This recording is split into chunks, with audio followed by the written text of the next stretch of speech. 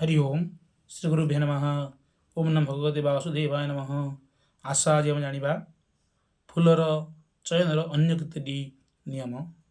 पूर्वर मध्य आम कहिथिलु फूल केतेबेले छिंडिबा दरकार। आशा आउ थरे मध्य जानिबा मध्याह्न समय फूल तोड़ले कौन हुए। आशा आम जानिबा तन्मध्याह्न स्नान परम आचार्यन्द्र गुहाची पृष्ठा 150 नंबर पृष्ठ गुहाची स्नानं प्रातः स्नानतिरिक्तं स्नानोत्तरं प्रातः पुष्पहरणादि विधानं पूजा प्रकाश रे पृष्ठ नंबर 58 कुहाइछि स्नात्वा पुष्पं न गृह्णत देवायोग्यंत विदिरीतम अग्निपुराण रे कुहागला पृष्ठ नंबर 166 19 नंबर श्लोक रे अछि स्नान परे फूल छिंडाओ नहीं कारण से ही फूल देवतांकर उपरे चढ़ाइबार योग्य विवेचन हुए नहीं।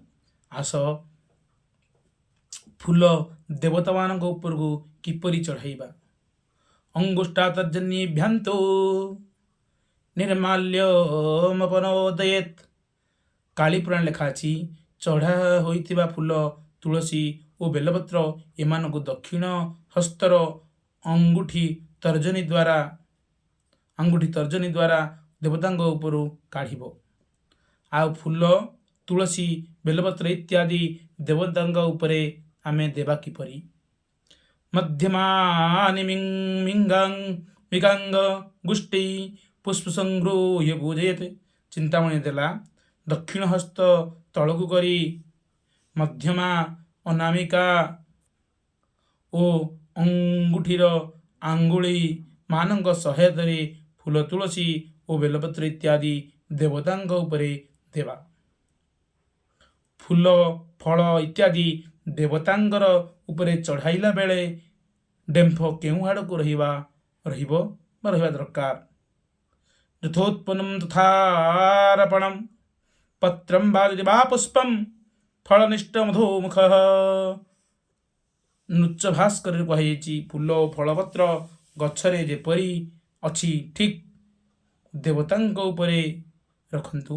उदाहरण स्वरूप गछर डालर सभा शेष फूल थाए तापरे पत्र पाद पाखरे फल रखंतु एवं मुखर डेम्फ उपर को हेब दुर्बा स्वहिमुखाग्र स्यु बेलपत्र अधमुखम नृच भास्कर कुहागला जे आमे उत्तरम पात्रणाम मधु उत्तर पात्रणामपुध्न मुखाधो मुख मनयो विकल्प प्रतिष्ठा सारदी विकार कुहाइछि दुब तुलसी पत्र डेम्फ तल आड़क किंबा ऊपर को हेले चलिबो किंतु बेलपत्र डेम्फ तल को एवं अन्य पत्र सब ऊपर को मुख बा तल मुख हेले चलिबो।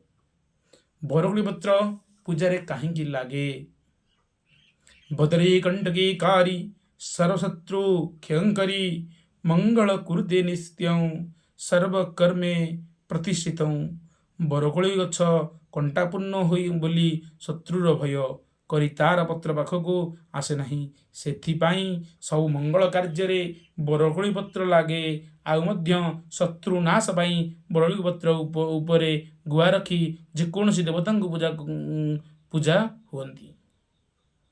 तापर आस इति हम जानले आज जय श्री राम।